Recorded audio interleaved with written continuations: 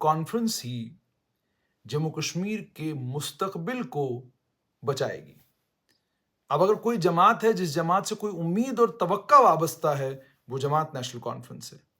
ये अल्फाज जम्मू कश्मीर प्रदेश कांग्रेस कमेटी के अध्यक्ष रहे, जम्मू कश्मीर लेजिस्लेटिव असेंबली के 8 साल तक स्पीकर रहे, कई बार मंत्री रहे, राज्यसभा के सांसद रहे, स्वर्गीय चौधरी मोहम्मद असलम के बेटे चौधरी मोहम्मद अकरम के। उनका एक वीडियो बड़ा तेजी से वायरल हो रहा है।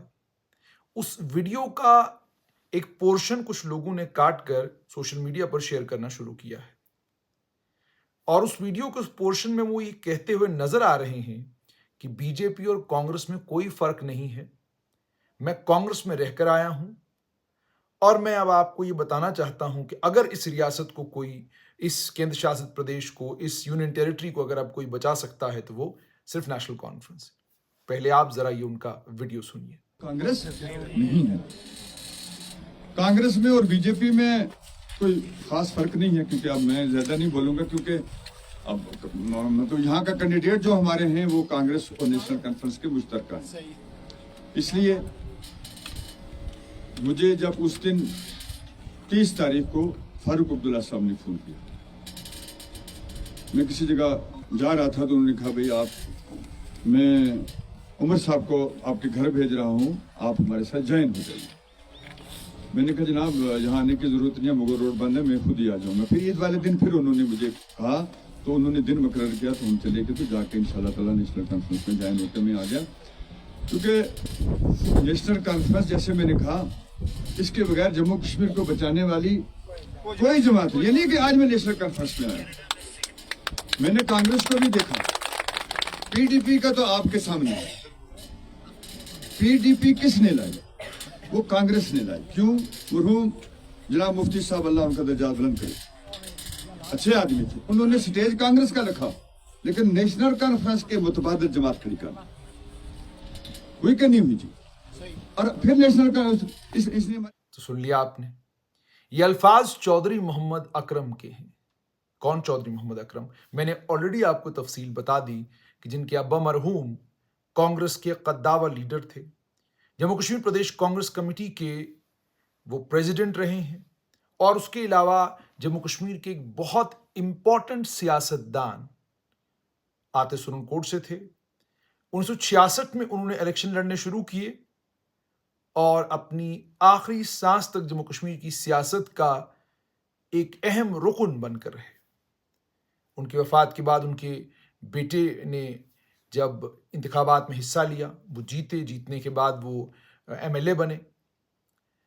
चौधरी मोहम्मद अकरम का जहां तक ताल्लुक है, वो कांग्रेस में लंबे समय तक रहे, लेकिन उसके बाद जब डीडीसी के इंतखाबात आए, पार्टी ने मैंडेट चौधरी मोहम्मद अकरम को दिया, लेकिन उनके मुकाबले में राहुल गांधी के करीबी माने जाने वाले शाहनवाज चौधरी ने इंडिपेंडेंट इलेक्शन लड़ा और इंडिपेंडेंट इलेक्शन लड़ने के बाद उन्होंने चौधरी मोहम्मद अकरम को डायरेक्ट कॉन्टेस्ट में हरा दिया। उसके बाद अंदर खाने बहुत सारी बातें हुई, जिसके नतीजे में चौधरी मोहम्मद अकरम नाराज थे। कांग्रेस, आप जानते ही हैं कि कांग्रेस की हालत क्या है। उसके चलते कोई खास तौर कुछ लीडरों ने कोशिश जरूर की उनको मनाने की, मगर एक लंबे वक्त से ये बात चलती आ रही थी कि चौधरी मोहम्मद अकरम किसी भी वक्त नेशनल कॉन्फ्रेंस का दामन थाम सकते हैं। अब आप देखिए वक्त भी कौन सा उन्होंने नेशनल कॉन्फ्रेंस का दामन थामने का चुना। खुद वो अपनी तकरीर में ये कह रहे हैं कि डॉक्टर फारूक अब्दुल्ला मुझे फोन करके ये कह रहे थे कि मैं वहां आता हूं, लेकिन मैंने उनको कहा कि एक तो मुगल रोड बंद है, आप यहां नहीं आ पाएंगे, मैं ही वहां आता हूं श्रीनगर, तो वहीं पर मैं नेशनल कॉन्फ्रेंस का दामन थामूंगा। यानी एक तरफ से नेशनल कॉन्फ्रेंस और कांग्रेस अलायंस में है और अलायंस में वो कश्मीर की सीटों पर इंतखाबात लड़ रहे हैं, जम्मू की सीटों पर इंतखाबात लड़ रहे हैं, और दूसरी तरफ डॉक्टर फारूक अब्दुल्ला चौधरी मोहम्मद अकरम को ये कहते हैं कि जनाब आप फौरन नेशनल कॉन्फ्रेंस में शामिल हो जाइए। ये अलायंस। अब दूसरी जो उन्होंने बात कही कांग्रेस और बीजेपी की, उन्होंने कहा कांग्रेस और बीजेपी बिल्कुल एक जैसी जमातें हैं दोनों। यानी जिस जमात में आपके अब्बा मरहूम ने अपनी पूरी जिंदगी जिस जमात को दी और जिस जमात ने भी आपके अब्बा मरहूम को राज्यसभा से लेकर जम्मू कश्मीर की लेजिस्लेटिव असेंबली के स्पीकर तक और वहां से कैबिनेट मंत्री तक और वहां से अलग अलग इंपॉर्टेंट पोजीशंस तक पहुंचाया, उसको लेकर चौधरी मोहम्मद अकरम का अब यह मानना है कि जनाब वो जमात वैसी ही है जैसी बीजेपी है। और जैसा मैंने आपको इससे पहले भी एक वीडियो में कहा था कि जम्मू कश्मीर के सियासतदानों को न जाने क्या ललक है कि जब भी जम्मू कश्मीर में इंतखाबात का माहौल बनता है तो बेरोजगारी के ऊपर बात नहीं करेंगे, आम लोगों के मुद्दों के ऊपर बात नहीं करेंगे, राजौरी पुंछ की सड़कों के बारे में बात नहीं करेंगे, मेंढर की सड़क के बारे में बात नहीं करेंगे, सुरनकोट की सड़कों के बारे में बात नहीं करेंगे, पानी बिजली की दिक्कतें जो उस इलाके में लोगों को आ रही हैं उसकी बात नहीं करेंगे, टूरिज्म के जो वसाइल वहां पर इतने सारे पुंछ और राजौरी में हैं उसको लेकर कोई बात नहीं करेंगे। इसको लेकर भी कोई बात नहीं करेंगे कि वहां पर जो तालीम का निज़ाम है, सरकारी तालीम का जो निज़ाम है, उस निज़ाम को लेकर भी कोई बात नहीं करेंगे। बात अगर करेंगे तो सिर्फ एक ही कि जनाब बीजेपी को रोकना है तो अब हमको नेशनल कॉन्फ्रेंस का साथ देना है। ये बड़ा इंटरेस्टिंग है। ये इसलिए इंटरेस्टिंग है क्योंकि बीजेपी को रोकना है और रोकना कब है? साल 2024 में आके रोकना है। 1999 में अलायंस करना है, अलायंस में मंत्री भी बनना है और मंत्री बन के एमओएस एक्सटर्नल अफेयर्स भी बनना है और वो मंत्रालय भी ठीक ठाक तरीके से चलाना है। उसके बाद गुजरात होता है। गुजरात के नतीजे में केंद्रीय उस समय के केंद्रीय गृह मंत्री और deputy prime minister Lalkrishna Advani कहते हैं कि जनाब आप हमारा साथ छोड़ दीजिए, इसका सियासी नुकसान आपको अपने यहां पर होगा, लेकिन आपकी जमात जो है वो बीजेपी का साथ नहीं छोड़ती। वो कहते हैं जी नहीं ठीक है, हम आपके साथ अलायंस में रहेंगे। पोटा का कानून दिल्ली में पास होता है, फौरन जम्मू कश्मीर में भी लागू होता है। ये मिसालें मैं इसलिए नहीं दे रहा हूं कि मैं ये कहने की कोशिश कर रहा हूं कि जनाब फलां जमात अच्छी है, फलां जमात बुरी है। मैं ये कहने की कोशिश कर रहा हूं कि किसी भी जमात को लेकर जो भी ख्याल आप लोगों के जहनों में पैदा करते हैं, आप उस ख्याल पर सियासी तौर पर टिके हुए नहीं रह सकते, क्योंकि सियासत की सबसे बड़ी मजबूरी ये है कि आज अगर आप ए के साथ हैं तो कल आपको बी के साथ जाना पड़ सकता है। नॉर्थ पोल साउथ पोल का अलायंस अगर पीडीपी और बीजेपी के बीच में हो सकता है तो ये अलायंस नेशनल कॉन्फ्रेंस और बीजेपी के बीच में भी हो सकता है और पीछे तारीख में हुआ भी है। सिर्फ इतना ही नहीं, बल्कि अगर तारीख के पन्ने पलटेंगे तो जम्मू म्युनिसिपल कॉरपोरेशन में भी नेशनल कॉन्फ्रेंस ने एक वक्त में जनसंघ की मदद की थी मेयर बनने के लिए, और उसी जनसंघ के उस इंतखाब में आपको याद भी होगा मरहूम शेख मोहम्मद अब्दुल्ला के वो अल्फाज कि कांग्रेस के वर्करों को लेकर और लीडरों को लेकर उन्होंने कहा था कि ये गंदी नाली के कीड़े हैं। अगर सोशल मीडिया होता आज का तो शायद हंगामा हो गया होता, लेकिन चलिए वो तारीख का हिस्सा है, उसको दोहराने की जरूरत नहीं है। तो उसके बाद साल 2014 की बात करें, नेशनल कॉन्फ्रेंस के x provincial president Devendra Singh Rana ने बाज़ाब्ता इंडिया टुडे के साथ इंटरव्यू में ये बात कही। जुनैद आजम मट्टू जो नेशनल कॉन्फ्रेंस के उस समय स्पोक्स पर्सन थे, उन्होंने ये बात दोहराई। उन्होंने कहा जी कि उमर अब्दुल्ला तो पूरी शद्दोमत के साथ कोशिश कर रहे थे कि अलायंस होना चाहिए बीजेपी और नेशनल कॉन्फ्रेंस के बीच में, और वो चीफ मिनिस्टर बनने के लिए भी तैयार थे। तो मतलब कोशिश तो 2014 में भी हुई थी नेशनल कॉन्फ्रेंस और बीजेपी के अलायंस की। ये अलग बात है कि अलायंस उस वक्त नहीं हुआ।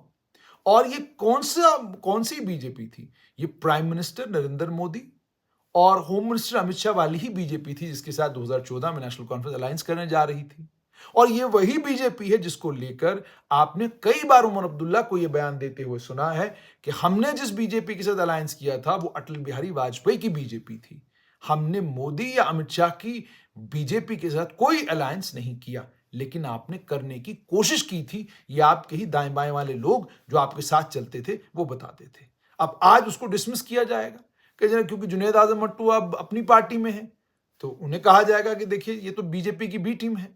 देवेंद्र सिंह राणा कहेंगे तो कहेंगे ये तो है ही बीजेपी में, तो ये जो मर्जी वो बोले उससे क्या फर्क पड़ता है। सियासत इसी चीज का नाम है। चौधरी मोहम्मद अकरम ने जो बातें करी, अगर वो बात अनएम्प्लॉयमेंट के ऊपर करते, अगर वो बात सरकार की कमियां और कमजोरियां गिनवाने की अगर वो बात करते तो बात समझ में भी आती। लेकिन एक वो कांग्रेस का लीडर जिसके खानदान की अगर बात की जाए तो उसके खानदान की सियासी शुरुआत कांग्रेस से हुई है और उनके अब्बा मरहूम ने अपने आखिरी दम तक कांग्रेस का साथ नहीं छोड़ा। जब वो कांग्रेस को लेकर कोई बात करते हैं तो ये सवाल पूछना बिल्कुल स्वाभाविक होता है कि आप जब बीजेपी और कांग्रेस को इक्वेट करते हैं तो आप ये कहने की कोशिश करते हैं कि दोनों पार्टियां एक जैसी हैं। तो कांग्रेस जिस पार्टी में अब आप गए हैं, इस पार्टी की तारीख ये है कि इसने 1953 से लेकर 2002 तक कांग्रेस के साथ हर बार अलायंस किया है और 1999 से लेकर 2002 तक बीजेपी के साथ अलायंस किया। 2002 से लेकर 2008 तक मौका नहीं मिला। 2009 से 2014 तक कांग्रेस के साथ अलायंस में पार्टी रही है और इस वक्त तो लोकसभा के ये जो इंतखाबात हो रहे हैं इसमें तो कांग्रेस और नेशनल कॉन्फ्रेंस वैसे ही अलायंस पार्टनर हैं। तो आप अलायंस में होकर भी अपने ही अलायंस पार्टनर को लेकर ये कह रहे हैं कि जनाब हमारा अलायंस पार्टनर भी बीजेपी के जैसा है और आप बीजेपी को रोकना चाहते हैं, मगर आप बीजेपी के साथ अलायंस में रह चुके हैं। बीजेपी के साथ 2014 में आपने अलायंस करने की कोशिश की थी और अब साल 2024 की बात की जाए तो आपने गुपकार को छोटे छोटे टुकड़ों में क्यों बांट दिया? अगर आप वाकई बड़े फिक्रमंद थे जम्मू कश्मीर की सियासत को लेकर और आप फिक्रमंद थे जम्मू कश्मीर की आवाम को लेकर, तो फिर आप क्या करते? फिर आप गुपकार लड़ते। फिर आप कहते हम तो गुपकार गठबंधन में मिलकर लड़ेंगे और इन इंतखाबात को जीतेंगे। मगर आपने तो लड़ाई नहीं लड़ी, आप तो अलग हो गए। और अगर अब राजौरी, अनंतनाग और पुंछ सीट की बात की जाए तो बीजेपी किसकी मदद कर रही है वहां पर, इसकी कोई क्लैरिटी नहीं है। जम्मू कश्मीर अपनी पार्टी को लेकर कहा जा रहा है कि उनकी मदद हो रही है, लेकिन नेशनल कॉन्फ्रेंस या पीडीपी की मदद बीजेपी नहीं करेगी, ये भी कोई बात पब्लिक में अभी तक कहीं से आई नहीं। तो इसलिए सियासतदान अगर अपने आप को महदूद करें उन मसाइल तक, उन परेशानियों तक जो जम्मू कश्मीर के नौजवानों को, जम्मू कश्मीर के लोगों को, मुझे, आपको, हम सबको आ रहे हैं, उन मसाइल के ऊपर अगर बात करें, हुकूमत की कमियां और कमजोरियां गिनवाएं और कमियां और कमजोरियां गिनवाते वक्त इस बात का भी ख्याल रखें कि तारीख का पन्ना किसी भी वक्त पलटा जा सकता है और ये सोशल मीडिया का दौर है। आप, मैं जो कुछ कह रहे हैं सब सोशल मीडिया के ऊपर रिकॉर्ड के तौर पर रहता है और आजकल तो लोग कमाल हैं कि फौरन क्लिप निकाल के कहते हैं कि हजरत आपने तो फलां वक्त में ये कहा था, अब ये आप क्या कहने लग गए।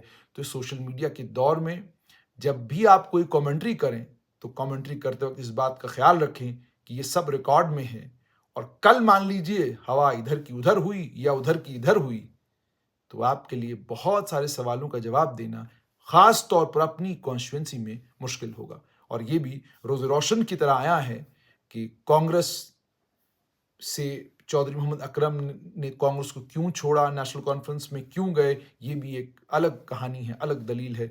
उस पर मैं बात इसलिए नहीं करना चाहूँगा क्योंकि ये चौधरी मोहम्मद अकरम का एक ज़ाती फैसला है। लेकिन जैसे मैंने आपको कहा कि उनका जो बयान है, उस बयान को लेकर मुझे लगा कि ये बात करनी ज़रूरी है कि कोई सियासी जमात जम्मू कश्मीर में इस बात का राग तो अलाप ही नहीं सकती कि हम इन इंतखाबात को, बीजेपी को रोकने के लिए लड़ रहे हैं। ये कहानी कतई आप ना कहें क्योंकि आप कहते सब यही हैं और बाद में जब हुकूमत बनाने की बारी आती है, आप हुकूमत बीजेपी के साथ मिलकर बनाते हैं, आप बीपी गाड़ी में चढ़ते हैं, लाल बत्ती आपको मिल जाती है। बेचारा ये आम आदमी जिसने आपको उस चक्कर में वोट डाला होता है परेशान हो जाता है कि जनाब करूं तो मैं क्या करूं, मैंने वोट तो उस मुद्दे पर दिया था, अब ये क्या हो गया। तो इसलिए बेहतर है कि अगर इन मुद्दों पर बात ही ना की जाए, बात अवामुन नास की मसाइल की जाए, तो मुझे लगता है कि जम्मू कश्मीर की सियासत और ज़्यादा अच्छी और ज़्यादा लोगों के लिए फ़ायदेमंद साबित होगी।